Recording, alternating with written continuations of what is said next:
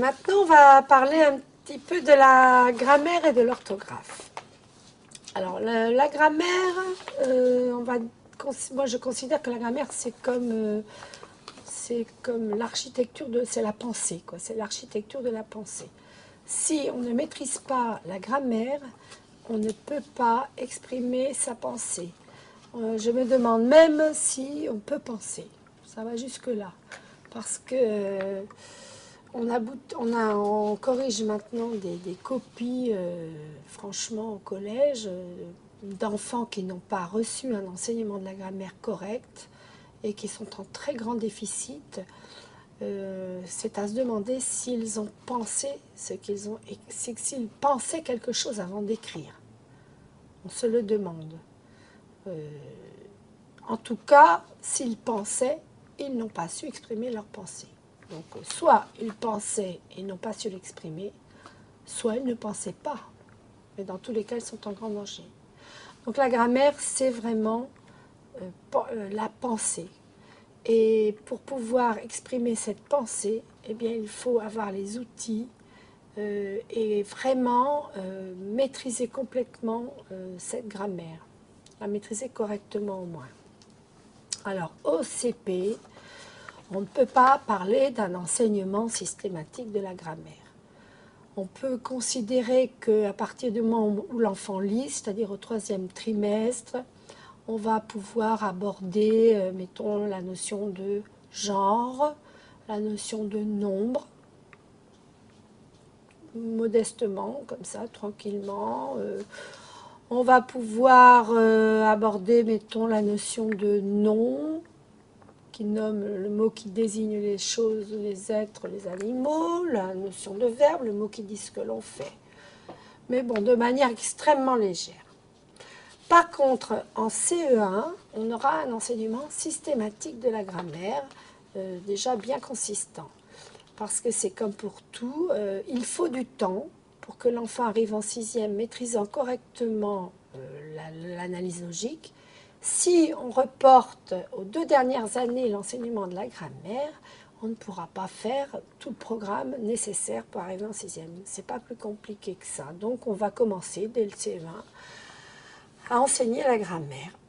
Voilà, donc la notion de verbe, la notion de...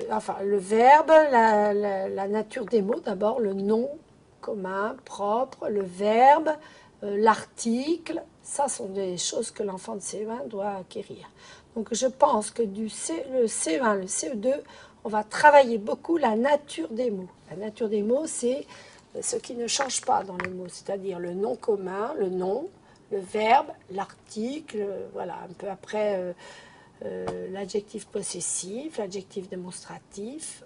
Ça, c'est très important. La notion d'adjectif, la notion de nom, la notion de verbe doivent être travaillées en CE1, CE2. La fonction des mots, donc, doit prendre aussi une importance plus grande en CE2. On doit savoir trouver son sujet, même en CE1 le sujet, mais bon, il n'y a pas péril en la demeure. En CE1, on va surtout travailler les natures. En CE2, on va commencer à travailler les fonctions, sujet, complément d'objet, direct, indirect, les compléments de temps, de lieu. Bon, ce sont des fonctions absolument incontournables. C'est la base de la phrase et il faut à tout prix que l'enfant sache trouver ces mots-là. Mais on travaillera sur une grammaire de mots, c'est-à-dire qu'on ne va pas parler de grammaire de groupe sujet, de groupe complément. C'est terminé. Nous considérons qu'on embrouille les enfants à enseigner la grammaire de cette manière-là. La grammaire globale est une grammaire qu'on peut comprendre beaucoup plus tard, une fois qu'on connaît parfaitement la grammaire de mots. Je prends un exemple. Si je dis, par exemple, la petite fille à la robe rouge joue dans la rue, le sujet de joue, ça n'est pas la petite fille à la robe rouge, c'est fille. Voilà. On travaillera, nous, avec une grammaire de mots. C'est-à-dire qu'on va chercher pour chaque mot sa nature et à quel autre mot il est relié par sa fonction. Petite est relié à fille c'est un adjectif qualificatif qui se rapporte à fille. Petite n'a pas de rapport direct avec le verbe joue. Donc, la petite fille à la robe rouge, c'est un groupe de mots dont le noyau est bien le mot fille, qui est le sujet, mais on n'a aucun intérêt à enseigner à un enfant de CE, de CM, la notion de groupe sujet. Ça n'est pas nécessaire. Il faut par contre que l'enfant comprenne très bien que le mot petite est relié au mot fille. C'est un adjectif qualificatif qui en est l'épithète. Le mot robe est relié à fille, parce que robe est complément du nom fille, c'est la fille à la robe rouge, mais le mot robe n'est pas relié au verbe. Donc, pour éviter des confusions, on préfère enseigner la grammaire de mots. Chaque mot a une nature et une fonction. Pour trouver la fonction d'un mot, il suffit de chercher dans une phrase à quel autre mot de la phrase il est relié directement et quel autre mot de la phrase il complète. Et on élimine complètement la grammaire globale qui semble avoir fait tant de dégâts dans l'enseignement. Puisqu'on arrive maintenant à la situation qui est la suivante, des élèves de collège sont incapables de trouver correctement, facilement, le mot qui est le sujet d'un verbe ou le mot qui est le complément d'objet d'un verbe. Parce que tout simplement, depuis tout petit, on n'a plus pratiqué cette grammaire de mots. Pour trouver, disons, des exercices, des leçons très bien faites sur l'enseignement de cette grammaire classique, cette grammaire de mots, il suffit de chercher dans d'anciens livres qui sont aussi remplis d'exercices et de leçons très bien faites. Donc jusqu'au CE2, on travaillera la nature de mots, la fonction des mots, CE2, CM1 on va dire, jusqu'à travailler vraiment de manière pointilliste les compléments de verbes, d'objets, directs, indirects. Bon, ici, on enseignera aussi la notion de complément d'attribution. On retrouve une nomenclature classique, quoi. C'est là, je prends exactement, moi, les programmes de 1923, les programmes de grammaire qui sont excellents, extrêmement précis et faciles, quoi. On abordera en CM2 l'analyse logique. Alors l'analyse logique, c'est une fois que l'enfant maîtrise correctement l'analyse de mots, c'est-à-dire qu'il est capable de donner la nature et la fonction de tous les mots d'une phrase, hein, on pourra travailler sur les propositions d'une phrase complexe et les rapports qu'elles ont les unes avec les autres. Et ça s'appelle donc l'analyse logique. L'analyse logique, c'est très important parce que comme son nom l'indique, ça donne à l'enfant une logique, une maîtrise de la logique. Et quand l'enfant maîtrise correctement l'analyse logique, il n'a plus de problème avec la notion de cause et de conséquence. Il est logique, il a un raisonnement logique. Il est capable de comprendre tous les écrits, de comprendre tous les textes, à partir du moment où il a acquis le vocabulaire employé dans les textes, qu'il est dans le lexique, quoi, qu'il a une notion du sujet qui est traité, la grammaire ne lui fera pas obstacle à la compréhension du texte. Et c'est donc très important. Je vais quand même dire que tout ne sera pas fait en primaire et que l'enseignement de cette grammaire de mots, de cette grammaire de l'analyse logique, doit être poursuivi de manière intensive jusqu'en 3e de lycée. Ne pas oublier que tout ne se fait pas en primaire, ça aussi, il va falloir quand même qu'on le comprenne. Donc cet enseignement classique du français, de la grammaire, du vocabulaire, de la grammaire et de l'orthographe, doit être poursuivi jusqu'en 3e. Autrefois, on faisait de la grammaire, de cette même grammaire que celle dont je vous parle, était enseignée jusqu'en 3e, 4e, 3e, de manière intensive. Vous comprenez bien qu'à partir de là, l'enfant avait une maîtrise très correcte de sa grammaire et n'avait plus de problème, quoi. On n'avait plus ces confusions terribles dans le raisonnement et et dans l'orthographe. Je reprends l'exemple de la petite fille. La petite fille aux tresses blondes joue dans la rue. Sujet de joue. Quand un enfant n'a absolument pas fait de grammaire, sérieusement, dans son enfance, il est fort possible qu'il accorde joue avec tresse quand il fera sa dictée. Simplement parce que, bon, si on lui pose la question, il va savoir dire qui joue, qui est-ce qui joue, il va bien dire que c'est la fille, qui est la petite fille. Mais quand il sera en train d'écrire, le problème est là. Quand il va être en train d'écrire cette phrase, il va accorder avec tresse. Et vous aurez un ENT, sinon un S à la fin de joue. Mais ces erreurs d'orthographe grossière viennent quasiment toujours du déficit de connaissances en grammaire.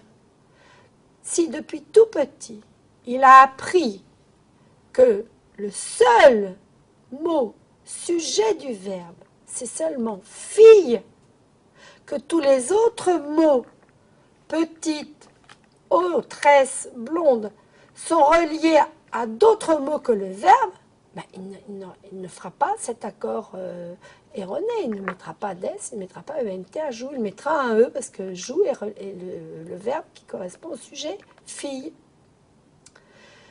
Et tresse, c'est complément du nom fille. Tresse n'a rien à voir avec le verbe. Donc cette grammaire de mots est fondamentale, extrêmement structurante, elle libère l'enfant. Et je peux vous garantir, par expérience personnelle, qu'un enfant extrêmement agité, en plein échec scolaire, qui est remis dans cette situation, cet enseignement classique de la grammaire, se restaure dans son comportement, dans cette nervosité qui l'intoxique.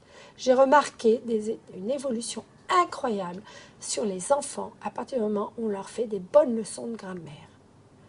Il faut bien sûr, quand on est devant des enfants en échec, il n'est pas question de leur mettre 0 à la première leçon de grammaire. Mais ça doit être fait comme un jeu. Alors je leur dis, on va amener l'enquête. Car les mots de la phrase sont des êtres qui, je vous l'ai expliqué, je leur dis ça, je vous ai expliqué que les mots étaient reliés entre eux, comme des êtres humains, qu'ils s'obéissent, qu'ils se détestent, qu'ils s'aiment, qu'ils se commandent.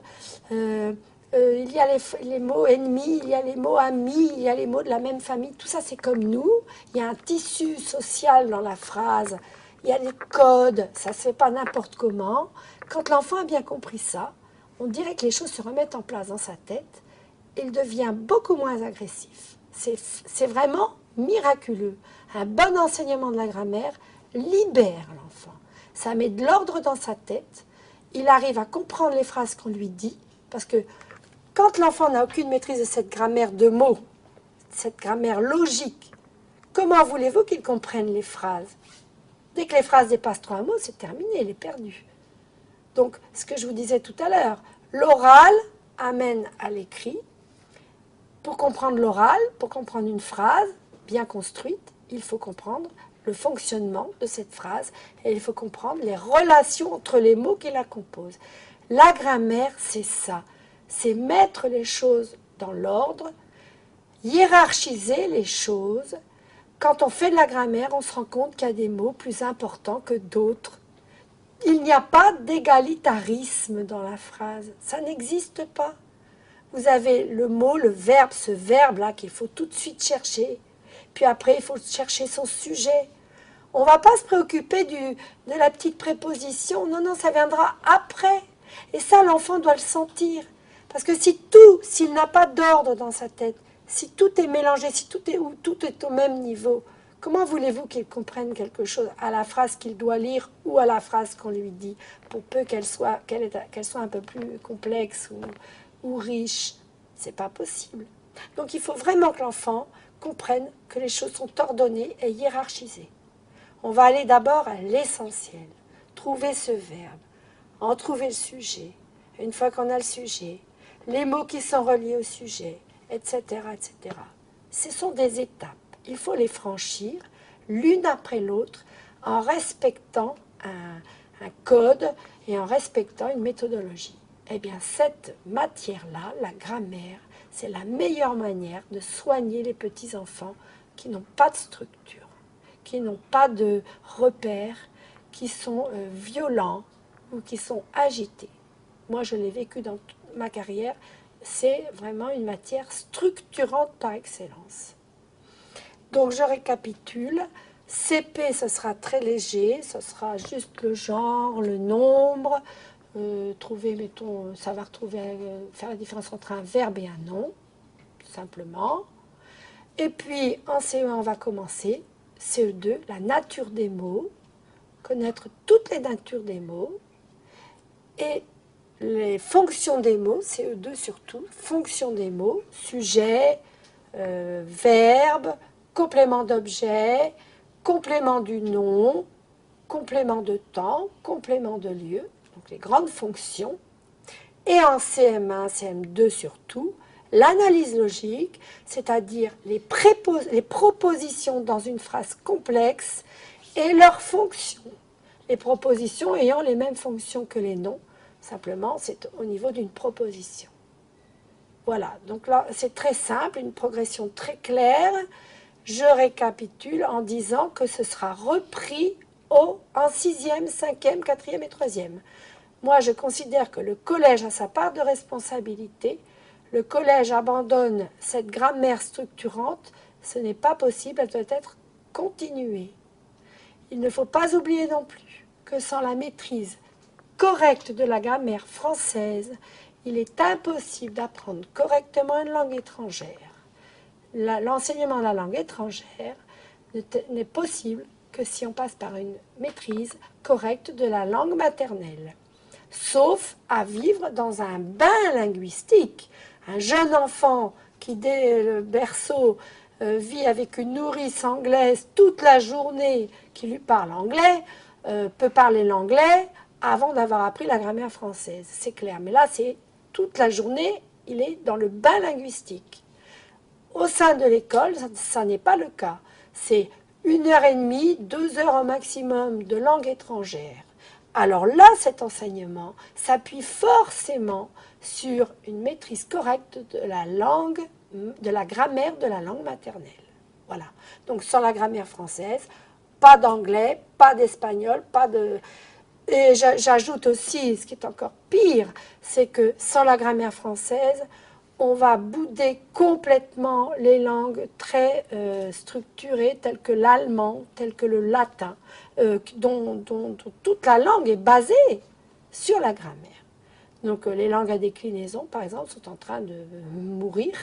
Elles ne sont plus du tout choisies par les jeunes collégiens, parce que le déficit qu'ils ont en grammaire fait qu'ils n'ont pas envie de s'engager dans l'étude de ces langues difficiles, structurées grammaticalement, à déclinaison, etc. Donc on y perd sur toute la ligne. La grammaire traditionnelle est incontournable à l'école élémentaire et est la garantie d'un équilibre intérieur de l'enfant. Je peux nommer même Madame Litz qui a fait un travail extrêmement intéressant là-dessus puisqu'elle a écrit La grammaire structurante. C'est un livre très intéressant à lire et elle démontre et elle montre par expérience comme cet enseignement de la grammaire un peu à la fois rééquilibre nos élèves, les remet dans une espèce de paix intérieure et le monde leur redevient cohérent et compréhensible. On n'a pas du tout estimé à quel point les dégâts seraient énormes il y a quelques années quand on a choisi de bâcler l'enseignement de la grammaire. J'interviens aussi au sujet de la conjugaison. On a négligé vraiment de manière incroyable ces dernières années l'enseignement de la conjugaison, considérant qu'on pouvait démantibuler le système de la conjugaison, c'est-à-dire le présent, bien après le futur, et puis encore après l'imparfait. Et pendant ce temps-là, on arrête le présent pendant qu'on fait le futur. Donc on les met à la suite les uns des autres, c'est-à-dire toute petite classe présent, après futur, etc. Mais on ne revient jamais à reconstituer le système. Or, la conjugaison est un système, c'est-à-dire un temps simple correspond à un temps composé. ces temps s'emploient les uns avec les autres, en concordance des temps. On ne peut pas faire n'importe quoi. Je considère que c'est absurde. D'ailleurs, à l'école du Blanc-Ménil, à partir du CE1, on commence en tuilant le plus vite possible les temps qui se différents. On essaie d'aller le plus vite possible dans l'enseignement du système, du tableau de la conjugaison, des 8 temps de l'indicatif, présent, passé composé, futur, futur antérieur, imparfait plus que parfait, passé simple, passé antérieur. Car, contrairement à ce qu'on dit, l'enfant les utilise toute la journée.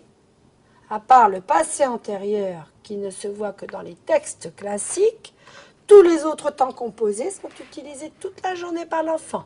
Quand tu auras fini tes devoirs, tu joueras. Voilà, quand il n'y a que le passé antérieur qui reste, bon, encore un petit peu ignoré par les enfants. Mais dès qu'ils seront plongés dans la littérature classique, de toute façon, ils auront des passés antérieurs. Donc c'est ridicule de reporter ces enseignements. Nous avons donc choisi, et ceci a été expérimenté dans une école publique, d'enseigner très tôt les 8 temps d'indicatif, en commençant d'abord, bien sûr, par les verbes les plus simples, les verbes en ER, premier groupe. Voilà. Très tôt, le petit apprend tout son tableau par cœur et commence à employer les temps dans des phrases complexes. On lui fait comprendre que le passé, le futur antérieur va avec le futur, qu'il exprime une action qui s'est produite avant le futur, et ça vient tout seul. Ça fait que l'enfant, arrivé en CM2, maîtrise parfaitement les temps, a travaillé la correspondance des temps, et ne fait plus les erreurs grossières qu'on rencontre maintenant dans l'écriture ou dans la parole des enfants. La même chose pour les subjonctifs, conditionnels et autres temps. L'enfant doit quitter l'école élémentaire en maîtrisant sa conjugaison complètement. Je continue à dire, bien entendu, que cette étude sera reprise au collège, mais l'école élémentaire aura planté les graines. L'enfant ne peut pas ignorer les temps composés jusqu'à ne jamais les connaître d'ailleurs, car quand on passe les phases, quand on laisse passer trop de temps, ça n'est plus possible. Vous n'allez pas imposer à un collégien de 6e, de 5e d'apprendre par cœur des conjugaisons. C'est quelque chose qui l'ennuie. Tandis que si vous faites ça en élémentaire, tous les enfants adorent la conjugaison, adorent conjuguer, adorent apprendre par cœur leur conjugaison. Donc, ne passons pas les phases, donnons cet enseignement en élémentaire, faisons qu'au collège, bien entendu, il soit révisé, revu, qu'on aborde les verbes irréguliers, par exemple, bien sûr, mais toutes les bases et surtout le système de la conjugaison doivent être étudiés en élémentaire. On n'a pas le droit de démantibuler un système. Si c'est un système, ça veut dire qu'une chose fonctionne avec l'autre, en correspondance. Si vous démantibulez le système, vous n'arriverez plus jamais à reconstruire quelque chose de cohérent dans la tête de l'enfant. Et vous aurez ce que l'on voit maintenant, des enfants incapables de comprendre des phrases qui sont complexes avec tous les temps simples et composés ensemble. Je prends l'exemple, dès qu'il eut terminé son travail, il alla jouer dehors et s'amusa avec la petite fille qui était là depuis 1 heure. Enfin bref, des phrases de ce type. Pour un enfant qui n'a absolument aucune connaissance en conjugaison, qui n'a pas étudié la correspondance des temps, est en difficulté. Et j'ai pris une phrase ici très simple. Mais combien de textes classiques sont devenus pour les enfants complètement abscons parce qu'ils n'ont pas simplement ces bases-là. Parce que très jeunes, ils n'ont pas entendu toutes ces tournures de conjugaison et qu'ils ne les ont pas apprises. Ils sont en difficulté avec l'écrit essentiellement parce qu'ils ignorent le fonctionnement de la langue et parce qu'on s'est autorisé à démantibuler des systèmes. Et c'est terminé. Une fois que la machine est complètement cassée en 1000 morceaux et qu'on n'a pas la règle d'emploi pour la remonter, on ne peut pas la remonter. Donc si vous donnez à l'enfant les morceaux séparés de la machine, ils ne vont pas espérer qu'un jour ils la reconstruisent. Il faut d'abord qu'ils l'aient vue entière, qu'il en ait compris tout le fonctionnement pour pouvoir l'utiliser plus tard.